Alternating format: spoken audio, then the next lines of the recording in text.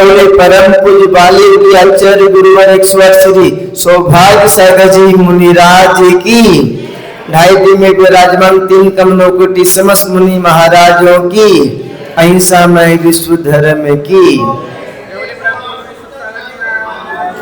आज हम कल्याण मंदिर स्तोत्र के दूसरे श्लोक पर चर्चा करेंगे और दूसरे श्लोक के अर्थ को समझने की कोशिश करेंगे।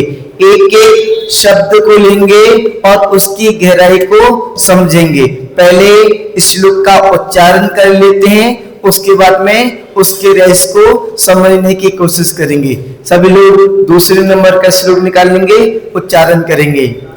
यस्य स्वयं सुरगुरुर्गरिमा मुराशे स्तोत्रं सुविस्तृतिमतिर्न विभुर्विधातुं तिथिस्वरस्य कमटस्य में धूमकेतु तस्याहमेशिकिल संस्तवनं करिष्ये। इसमें हिंदी का भी अपना पद्यानुवाद है, तो हिंदी का भी अपन पद्यानुवाद पढ़ लेते हैं, जिससे अपन को समझने में और आसानी रहे। सागर सा गुण गौरव तेरा शब्दों में क्या व्यक्त करे, वैश्यपति बिहार गया जो सदा काल तब भक्त रहे। कमटासुर के मान बस में अग्नि शिखा समी हो प्रभु आप, तीर्थपति की स्तुति करता विस्मय पूर्वक धरने पाप। इसमें लिखा है, सबसे पहला शब्द है यश, सर्वनाम शब्द है। यश का मतलब, यश माने जिनकी या जिनके या जिनको, किसी भी प्रकार से लगा सकते हैं, जिसको, जिनको, जिनकी। उसके बाद में दूसरे नंबर पर है स्वयं। स्वयं माने खुद या स्वयं। सुर गुरु, सुर गुरु, सुर माने होता है देव, और सुर गुरु यानी कि देवों के भी गुरु। देवों के गुरु कौन कहलाते हैं? वैश्यपति। और सौद्रम इंद्र को ही वैश्यपति कहा जाता है। तो सुर गुरु, देवों के गुरु वैश्यपति, सौद्रम इंद्र।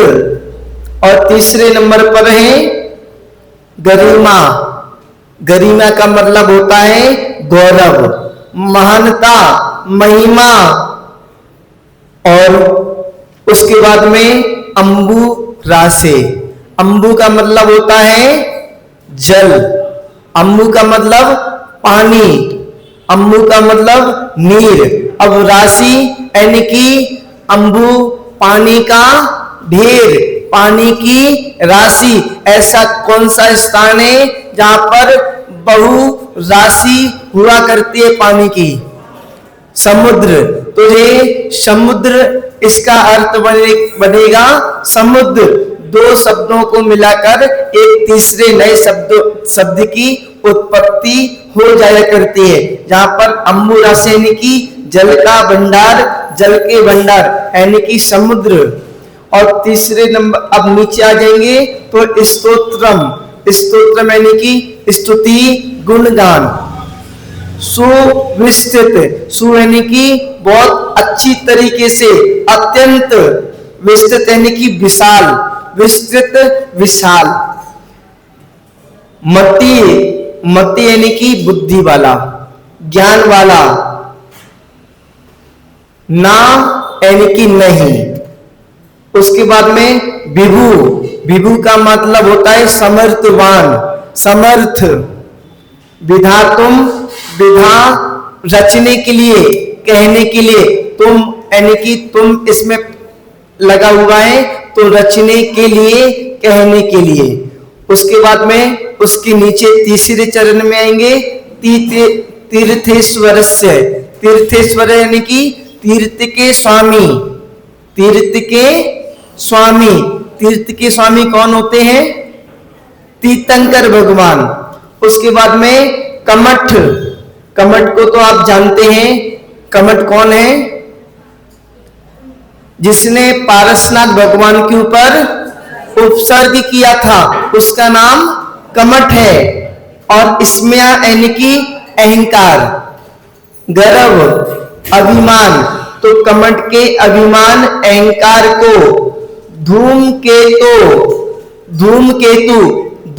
यानी कि धूलित करने वाले, नाश करने वाले। उसके बाद में अब चौथे चरण में आएंगे तस्य। तस्य यानी कि उनकी, यस यानी कि जिनकी, अब तस्य यानी कि उनकी। तस्या अहम, तस्या इसमें से तस्या लिखा है, इसमें से आ निकलेगा और मेष में से मां अलग हो जाएगा, ए की मात्रा अलग होकर ए बन जाएगा। तस्य अहम एष, ऐसे बनेगा। तस् यानी कि उनकी, उन भगवान की, अहम यानी कि मैं, ऐशा यह। किल, किल माने निश्चय होता है, किल माने होता है सचमुच। जहां पर विस्मय बोधक अपन चिन्ह लगाएंगे, आश्चर्य है। संस्तवनम यानी कि विशेष तरीके से स्तुति, भक्ति, करिष्य यानी कि करूंगा। कल अपन ने जाना था कि कुमुदचंद आचार्य महाराज प्रतिज्ञा कर रहे थे,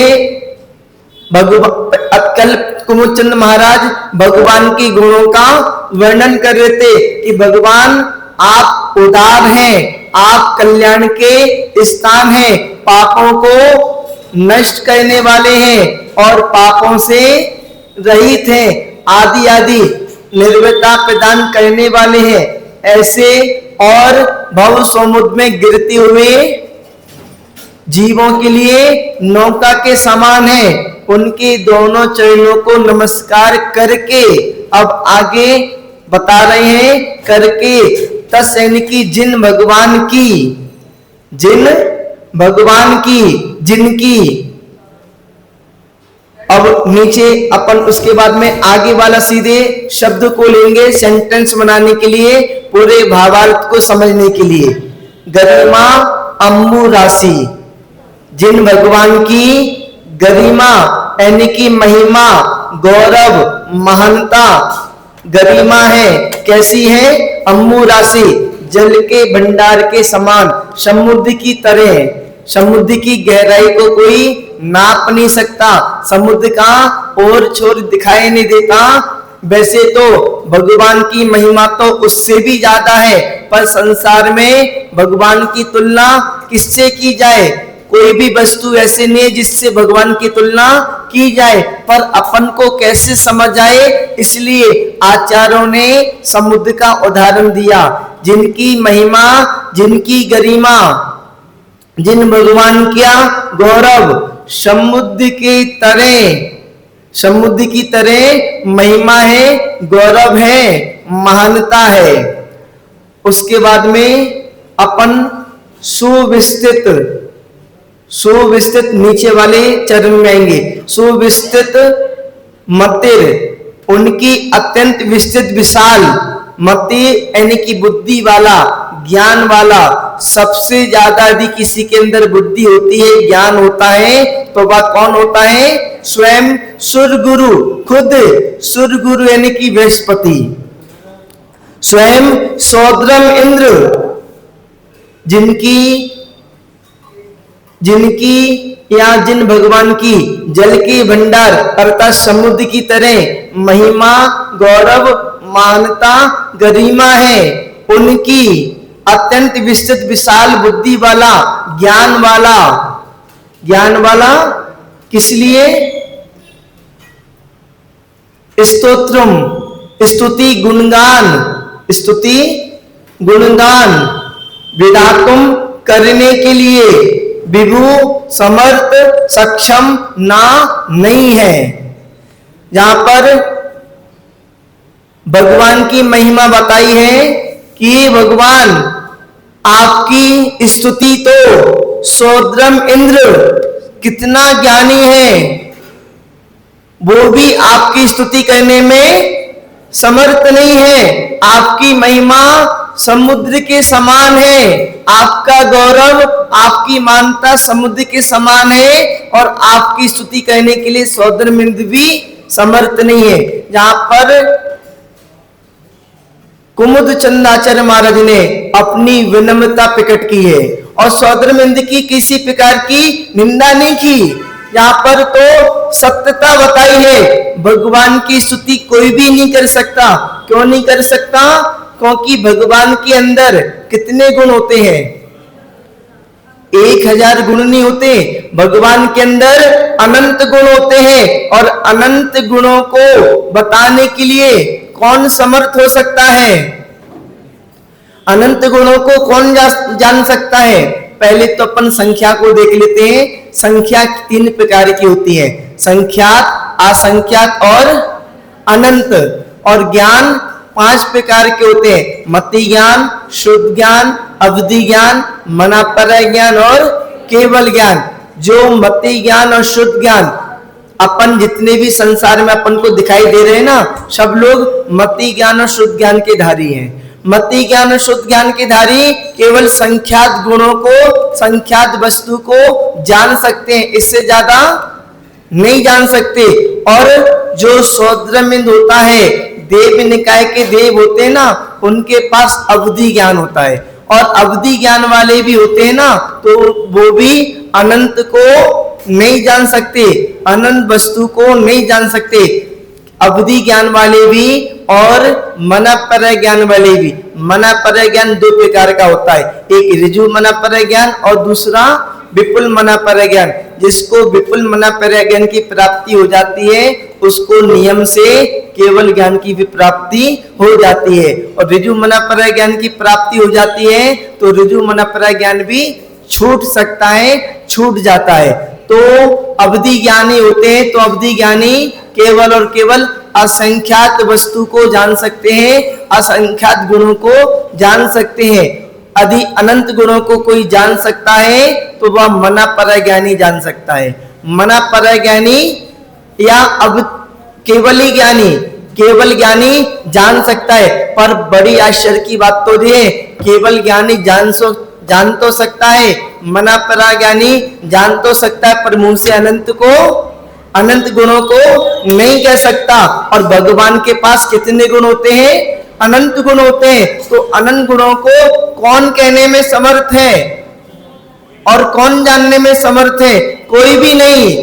तो जहां पर भगवान की महिमा का वर्णन किया है और कुमुद चंदाचार्य महाराज ने अपनी विनम्रता का वर्णन किया है, अपनी विनय दर्शाई है। भगवान के सामने जितने आप विनय गुण को धारण करोगे, भगवान के सामने जितने आप झुकोगे, उतने ही आप ऊंचे उठते चले जाओगे। गुरु के सामने जितना आप विनय भाव दिखाओगे, उतने ही आप ऊंचे उठते चले जाओगे। आपने कहीं से किसी भी प्रकार का थोड़ा सा भी अहंकार दिखाया, अब अहंकार की बात अपन आगे समझते हैं, पढ़ते हैं। यहाँ पर बाद में आचार्य महाराज ने लिखा, कमटस्य, कमट स्मया, अपने 3 नंबर के चरण में, तीर्थस्वरस्या के बाद में कमट स्मया, कमट के अहंकार को, कमट के अहंकार को। भगवान के पास कोई कैसा भी व्यक्ति क्यों ना पहुंच जाए, यदि दुश्मनी करके भी पहुंचेगा,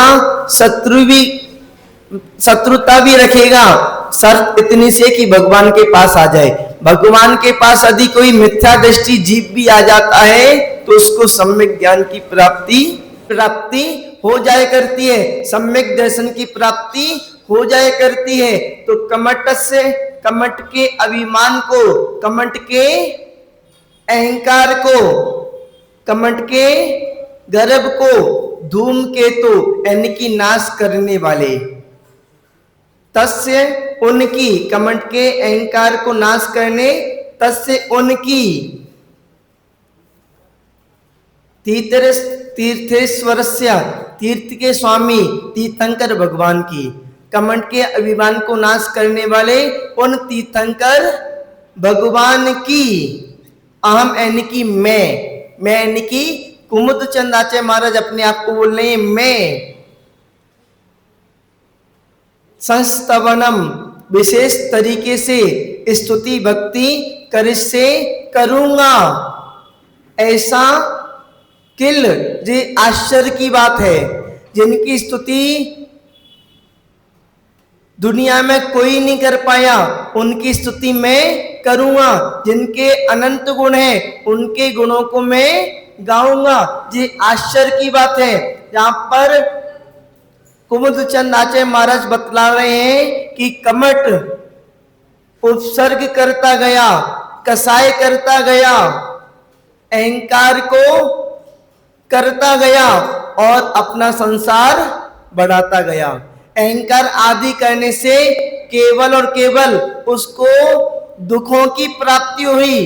कभी नरक गया, कभी कहीं पर गया, कभी तिरंच बना और क्या होता रहा, दुखों को प्राप्त करता रहा। क्यों?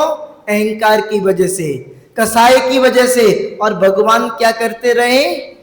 क्षमा करते रहे।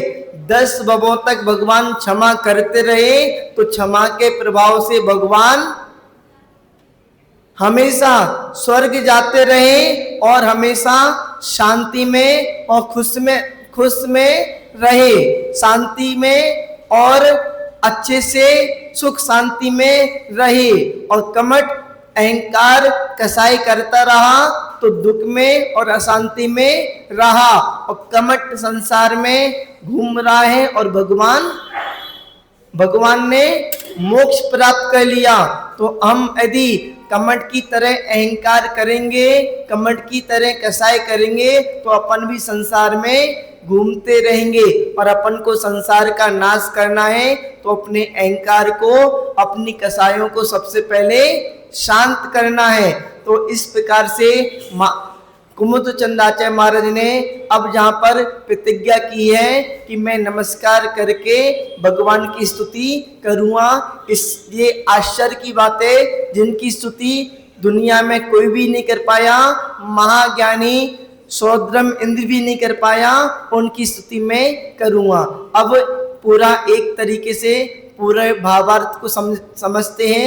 भावार्थ को अपन पूरा अच्छे से पढ़ते हैं। जिन भगवान की जल के भंडार अर्थात समुद्र की तरह महिमा, गौरव, महानता, गरिमा है।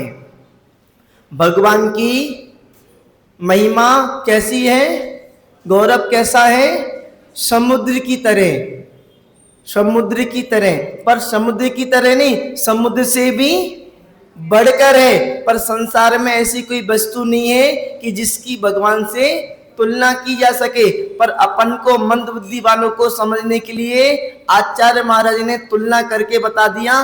कम से कम इतना समझ लो, जो अपना सागर और पल की जो संख्या है ना, वो भी अपने शुद्ध और मति ज्ञान और शुद्ध ज्ञान अपन समझ नहीं सकते। पर उसके भी आचार्य महाराज ने एक अनुमान बताया है कि इस तरीके से आप समझ लो। तो अत्यंत विस्तृत विशाल महानता है, गरिमा है उनकी। अत्यंत विस्तृत विशाल बुद्धि वाला, ज्ञान वाला, स्वयं खुद देवों के देव, देवों के गुरु बृहस्पति सौद्रम इंद्र स्तुति गुणगान करने के लिए समर्थ सक्षम नहीं है।